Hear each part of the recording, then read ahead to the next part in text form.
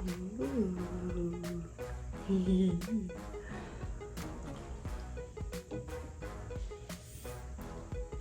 babes, bigs, and everyone in between. My name is Cub and thanks for watching. In today's video, we are gonna do a get ready with me and talk about my pots, or slash talk about my pots. So somebody actually in my comments made me think about doing this video and I figured why not? And we're gonna do it while I put on my makeup. So, first of all, if you don't know what POTS is, it's postural orthostatic tachycardia syndrome. And I'm actually not going to be looking at the camera very much because I am just at my computer desk right now and I'm just using this like little mirror. So,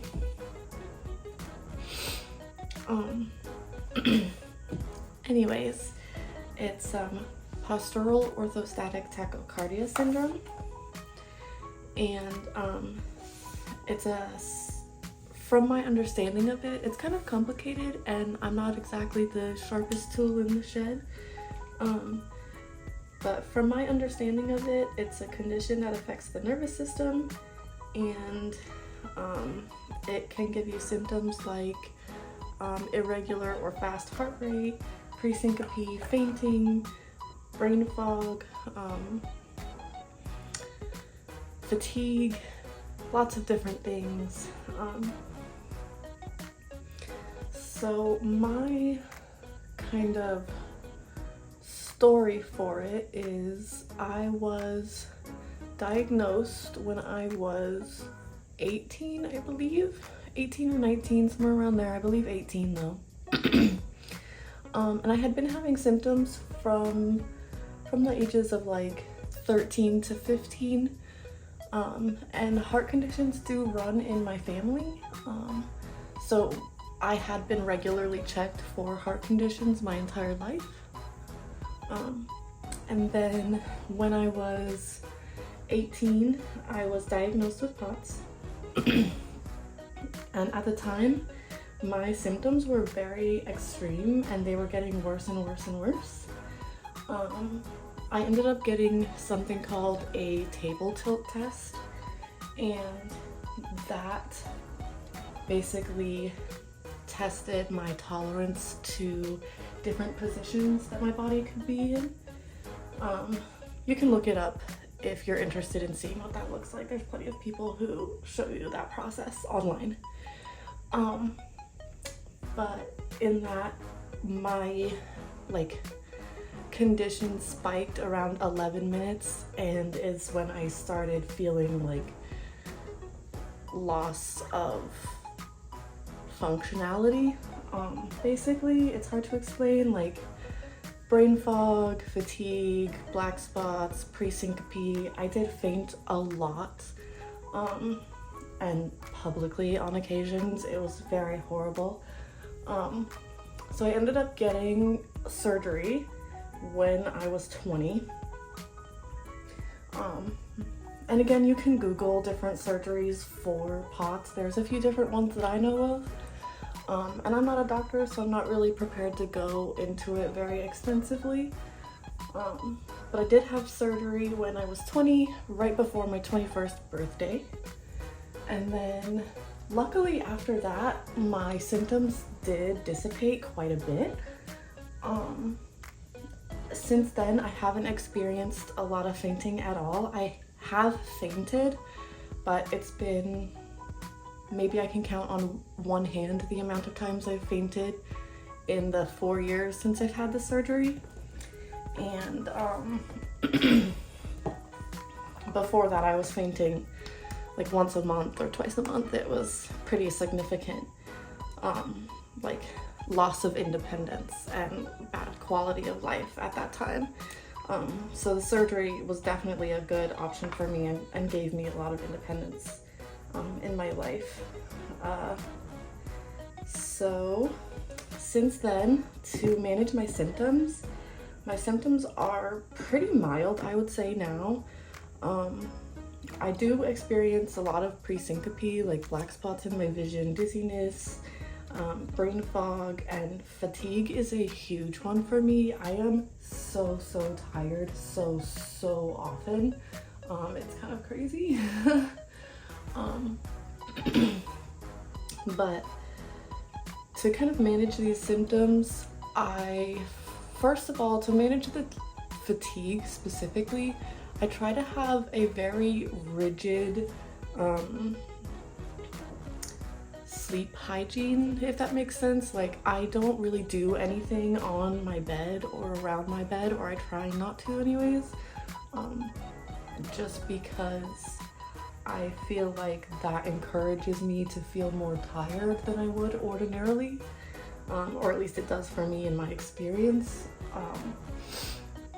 So I just try not to hang out in my bed very much at all. Let's see. And then if I do nap, I try not to nap for very long, because that does mess up my sleep schedule quite a bit. I fall asleep around 9 or 10 p.m. every single night, no matter what. There is no exception, no holiday, nothing.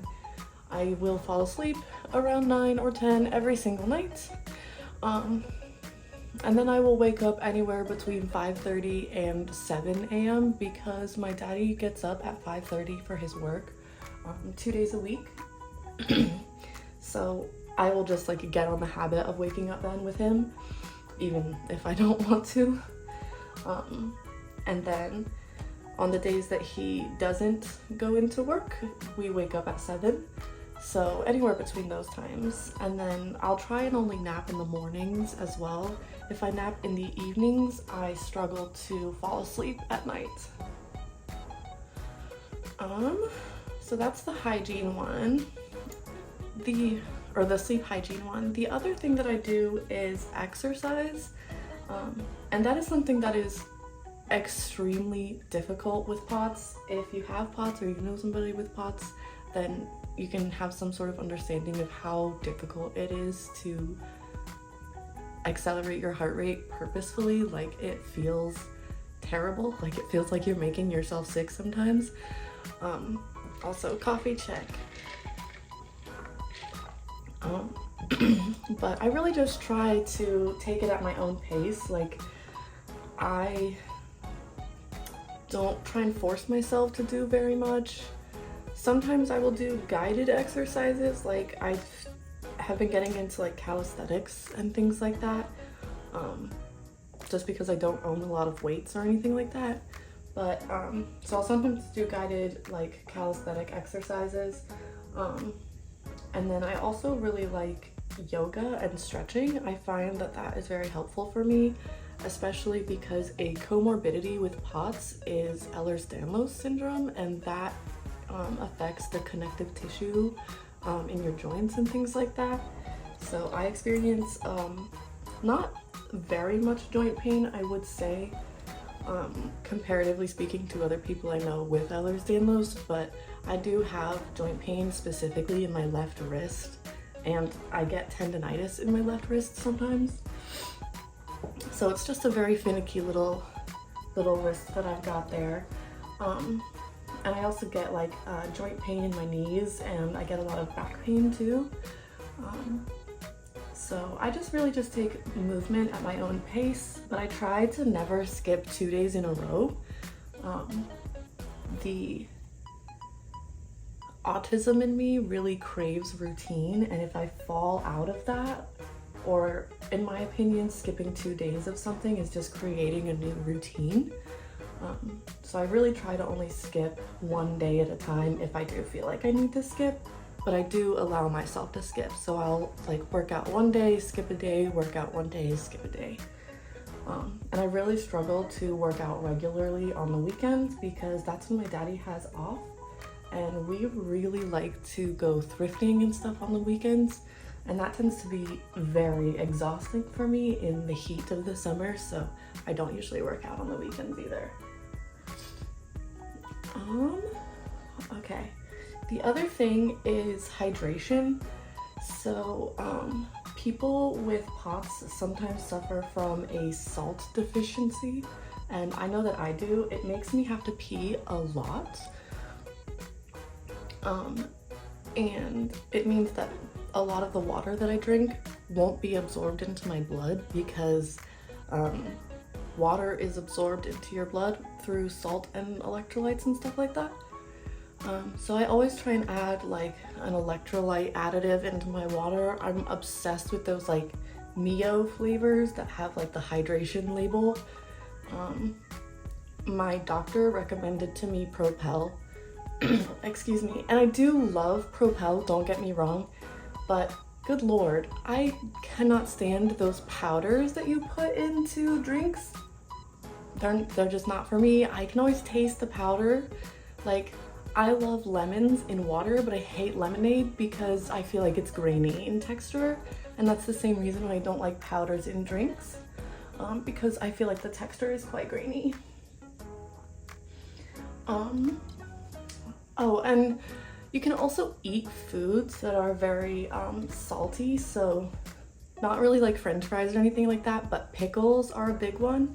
I unfortunately don't like bread and butter pickles, and that's like the really good one, I guess, or I'm not really sure which one it is, but I just eat dill pickles like a lot during the summer, or I try to anyways. And just other foods that have water in them, like cucumbers and stuff like that, just to kind of help keep your water intake up, even if you're not necessarily drinking water all the time. Let's see. The other one I would say is support networks. I think that's something a lot of people with POTS really struggle with because it's a very like internal disability. Everything that's like your symptoms are very internal unless you literally faint, which is not the case for most people, I would say. Or at least I would hope not, because it's horrible. I'm sorry I sniff so much, but ever since I moved here, my allergies have been crazy. Anyways, but yeah, most people don't have a lot of external symptoms.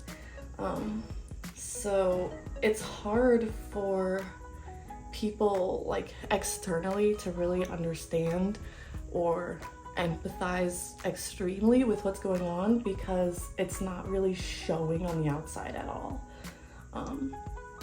And that's something I've experienced personally a lot, so that's something I can empathize with quite a bit. So having people in your life who do understand, or at least want to understand a little bit, or at the very least respect your boundaries when you say, hey, I'm struggling and I need help, or I can't do something. That's a really important piece too, because ultimately it is a disability, and to whatever degree you're disabled is completely up to you and the people around you, I guess, to some extent to determine. But it's really like having those people that can support you and respect your boundaries when you're struggling is such an important factor. My daddy has been a very helpful person for me, and he's also introduced me to a lot of his friends who have been very kind to me in that regard as well. I recently built a fire pit for his birthday, and I had to call one of his friends to come over to help because I couldn't do it alone in the heat. And he was very understanding of this, and we worked on it together very well. And the fire pit is amazing, by the way. But having these people who understand that occasionally you might be limited and might need help, and that's okay, is so important. And having the patience to find those people is sometimes really, really difficult, admittedly. Let's see.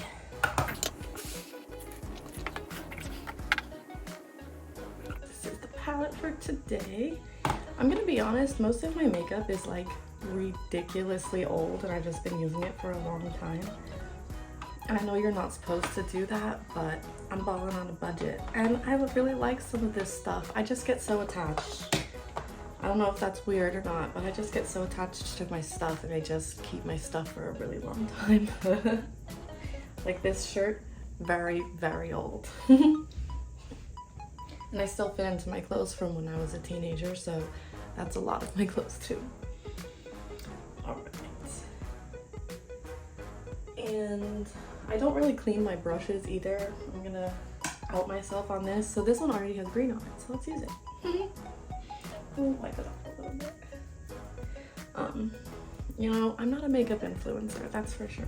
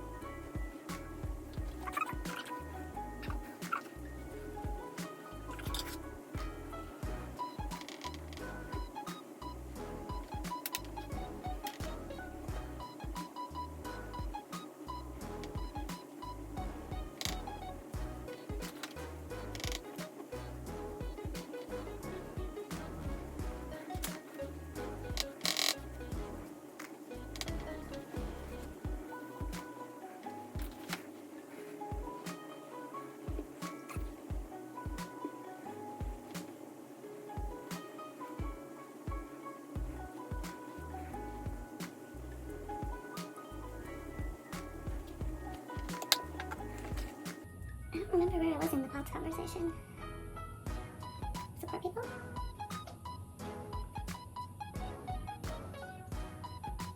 Oh, okay. Hold on. Let me do my eyeliner and then I'll get back to you.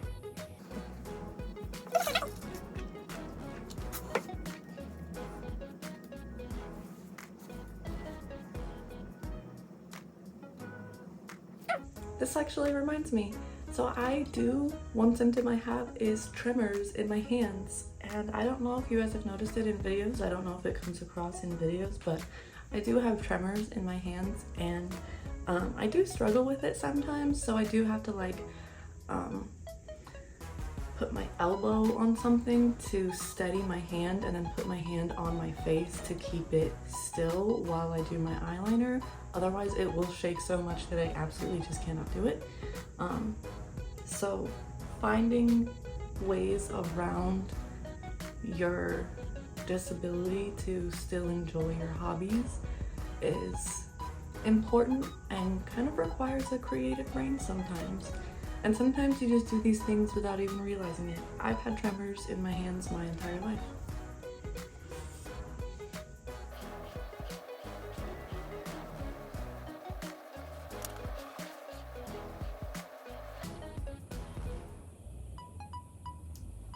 You know what? Not the most even, but I'll take it. I'm definitely not a professional, but I'm having fun. I've been really inspired recently by Dalian makeup, and I've been trying to get those like under lashes, but they're so hard for me.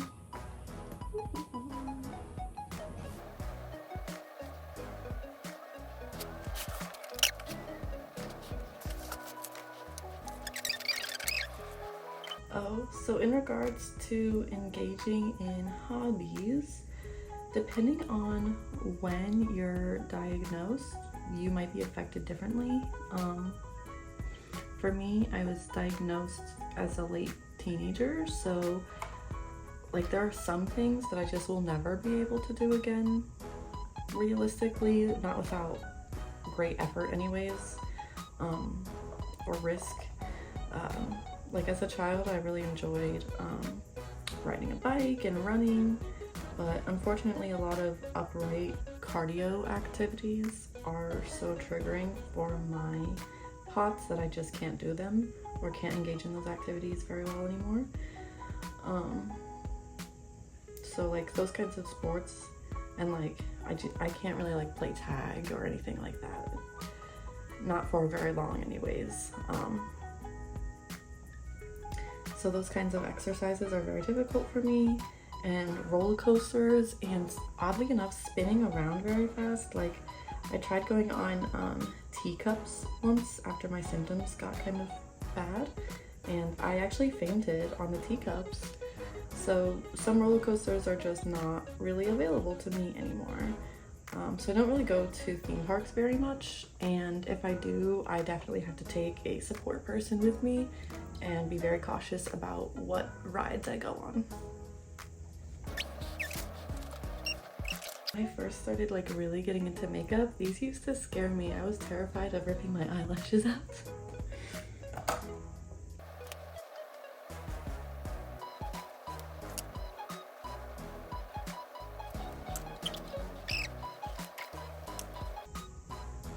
Whoever said too much blush, we're not friends. I'm also getting ready in a sweater because I have to keep my house so cold because I really struggle to regulate my temperature, and being hot is like dying for me a little bit. I really struggle in heat.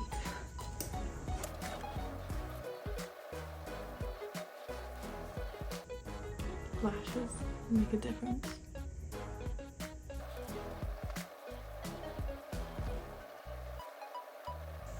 This is the final look. Very cute. I'm gonna be honest, I kind of forgot that I was making a video and filming my makeup. So yeah, that's gonna be the whole video. I think the key for me and managing POTS for me is really just finding ways to manage your symptoms, even if they're a little bit unorthodox, and finding your support people who can help balance out where maybe you need help and you can't do everything. And that's okay. Ultimately, POTS is a disability and it will limit you to some degree, whatever that degree may be, and finding coping skills and being able to take care of yourself is so important and so valuable. So I hope you guys are staying well and taking care of yourself no matter what you do. I'll see you in the next one. Bye!